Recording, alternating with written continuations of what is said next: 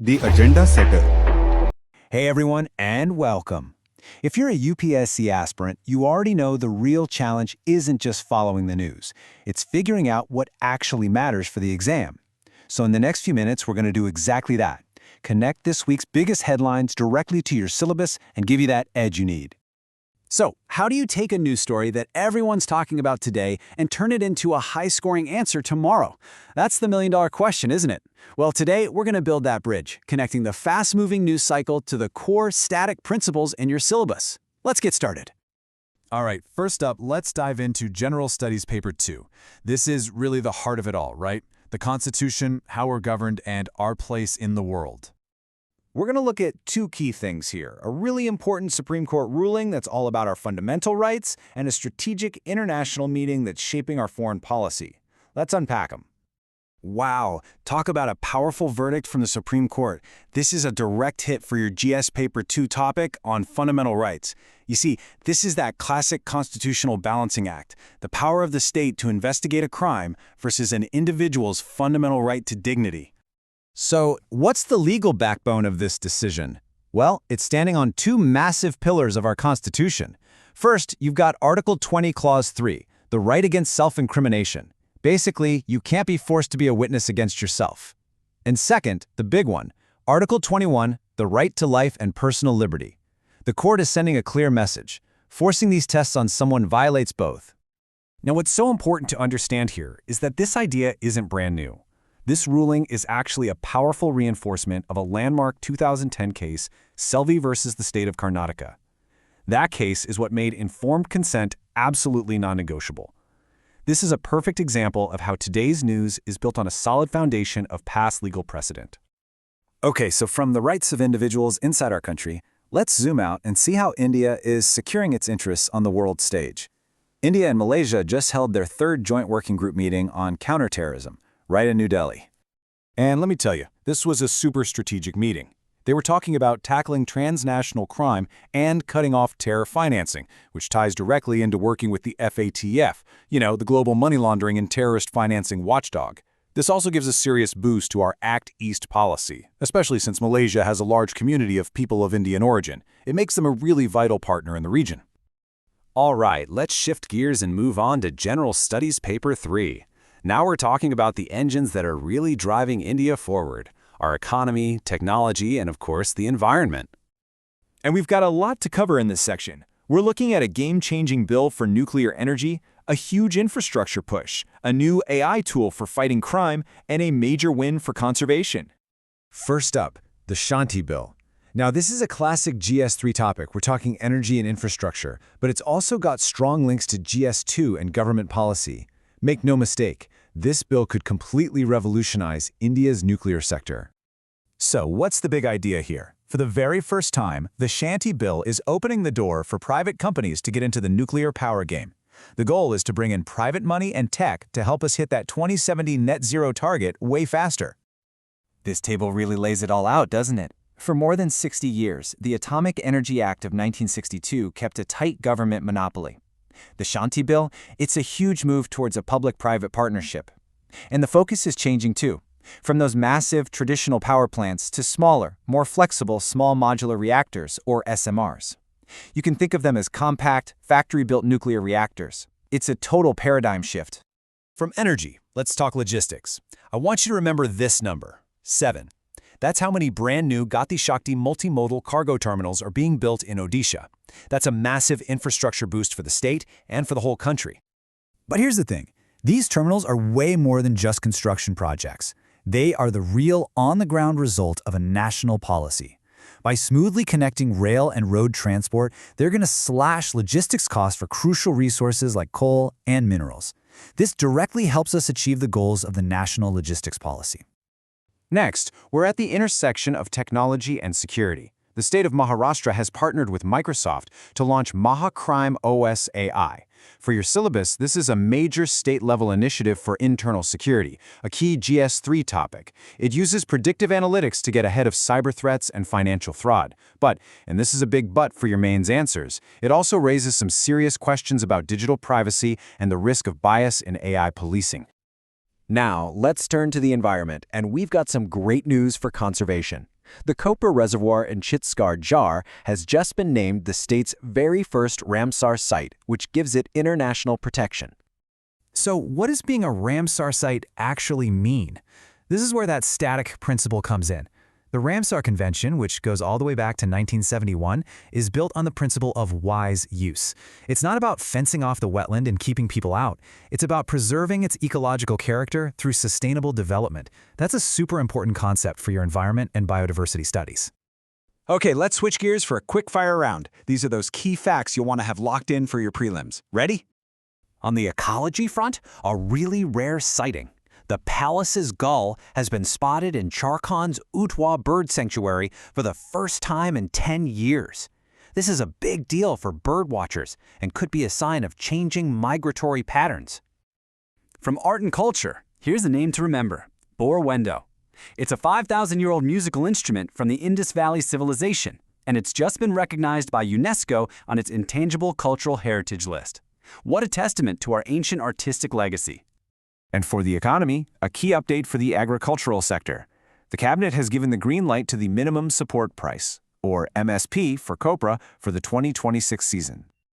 Whew, we've covered a ton of ground. Rights, policy, tech, the environment.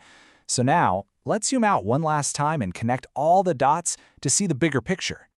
And that brings us to a really critical question, one for you to think about. We've seen policies like the Shanti Bill and technologies like Mahakrymo SAI that are pushing us forward at an incredible pace. At the very same time, the Supreme Court is reminding us of our core constitutional values. The challenge, then, is this.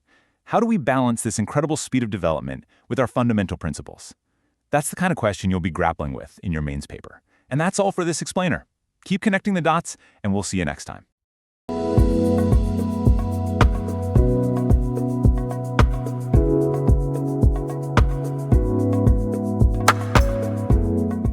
रोजाना हम पर खबरों की बौछार होती है ना? खासतौर पर जब प्रतियोगी परीक्षाओं की तैयारी चल रही हो तो ये जानकारी का सैलाब बहुत ज्यादा लग सकता है। तो सवाल ये है कि इस सैलाब को ठोस काम के ज्ञान में कैसे बदला जाए। आज के इस विश्लेषण में हम इसी चुनौती से निपटने का एक तरीका सीखेंगे। ये हम सबके साथ होता है, सूचना का एक अंतहीन प्रभाव। ऐसा लगता है कि जितना हम पढ़ते हैं उतना ही पीछे छूट जाता है। लेकिन क्या हो अगर इस सारी जानकारी को मैनेज करने का एक सिस्टमैटिक तरीका मिल जाए? तो चलिए इसे समझते हैं। हमारा ये तरीका बहुत सिंपल है, बस 3 स्टेप्स हैं। पहला, हर खबर को उसके सब्जेक्ट के हिसाब से वर्गीकृत करें, मतलब कि ये जीएस पेपर 1, 2 या 3 में कहाँ फिट होती है। दूसरा, उस डायनामिक यानी ताज़ा खबर को उसके स्टैटिक यानी बुनियादी सिद्धांत से जोड़ें, वो कानून या वो कॉन्सेप्ट जो बदलता नहीं है। और तीसरा, उसके अलग अलग पहलुओं और नतीजों का विश्लेषण करें। आज हम इन्हीं विषयों पर बात करेंगे। हम हाल की कुछ घटनाओं को उठाएंगे, एटॉमिक एनर्जी से लेकर व्यापार तक, एआई से लेकर हमारे अधिकारों तक, और उन पर अपना 3 स्टेप वाला तरीका लगाकर देखेंगे कि कैसे मुश्किल टॉपिक्स को आसानी से समझा जा सकता है।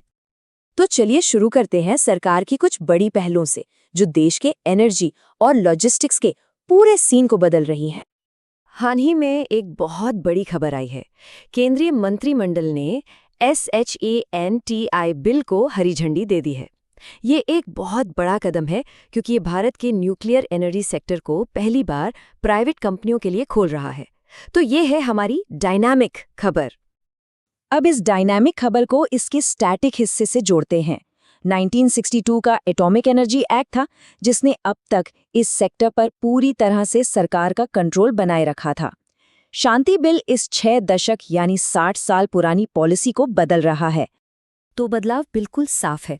हम एक ऐसी मॉडल से आगे बढ़ रहे हैं जहां सरकार का पूरा कंट्रोल था, और अब एक ऐसे मॉडल की तरफ जा रहे हैं जहां प्राइवेट पैसा और टेक्नोलॉजी एक अहम भूमिका निभाएगी, खासतौर पर छोटे मॉड्यूलर रिएक्टर्स में।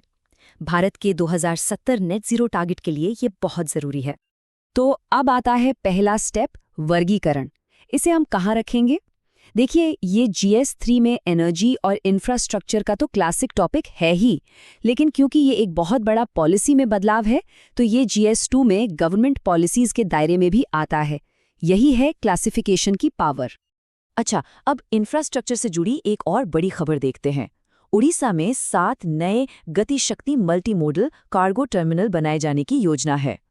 इन टर्मिनलों का मकसद नेशनल लॉजिस्टिक्स पॉलिसी के साथ कदम से कदम मिलाकर चलना है। ये रेल और रोड ट्रांसपोर्ट को जोड़कर लॉजिस्टिक्स को और बेहतर बनाएंगे, जिससे कोयले और दूसरे खनिजों जैसे जरूरी संसाधनों की ढुलाई आसान और सस्ती हो जाएगी। इससे न केवल ओडिशा की अर्थव्यवस्था को फायदा होगा, बल्कि पूर्वी भारत में इंडस्ट्रियल ग्रोथ को भी रफ्तार मिलेगी। ये सीधा सीधा GS3 में इंफ्रास्ट्रक्चर और इकोनॉमी से जुड़ा टॉपिक है। चलिए अब अगले सेक्शन पर चलते हैं। यहाँ हम देखेंगे कि कैसे मॉडर्न टेक्नोलॉजी, इंटरनल सिक्योरिटी और हमारे मौलिक अधिकार आपस में जुड़े हुए हैं। महाराष्ट्र सरकार ने महाक्राइम OS AI नाम का एक प्लेटफॉर्म लॉन्च किया है। ये आर्टिफिशियल इंटेलिजेंस का इस्तेमाल करके साइबर क्राइम के पैटर्न का अनुमान लगाता है, जो इंटरनल सिक्योरिटी के लिहाज से एक बड़ा टूल है। ये GS3 का एक अहम विषय है। लेकिन यहीं पर हमारा तीसरा स्टेप यानी विश्लेषण सबसे ज़रूरी हो जाता है। हमें सवाल पूछने चाहिए, ठीक है, इस तरह की टेक्नोलॉजी से सुरक्षा तो बढ़ती है, लेकिन डिजिटल प्राइवेसी के अधिकार का क्या?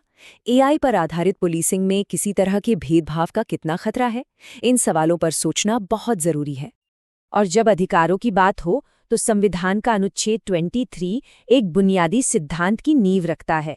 ये सेल्फ इंक्रिमिनेशन यानी खुद के खिलाफ गवाही देने के लिए मजबूर किए जाने के विरुद्ध अधिकार की गारंटी देता है। यह है हमारी स्टैटिक बुनियाद। और इसी मजबूत बुनियाद पर कि किसी को खुद के खिलाफ गवाह बनने पर मजबूर नहीं किया जा सकता, सुप्रीम कोर्ट ने हाल ही में एक फैसला दिया है।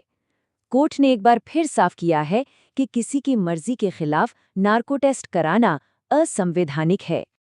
और हाँ, ये कोई बिल्कुल नया फैसला नहीं है, बल्कि ये 2010 के एक ऐतिहासिक केस सेल्वी बनाम कर्नाटक राज्य मामले में तय किए गए सिद्धांत की ही पुष्टि है। सुप्रीम कोर्ट ने साफ कर दिया है कि जांच के लिए भी सूचित सहमति यानी इन्फॉर्म्ड कंसेंट जरूरी है।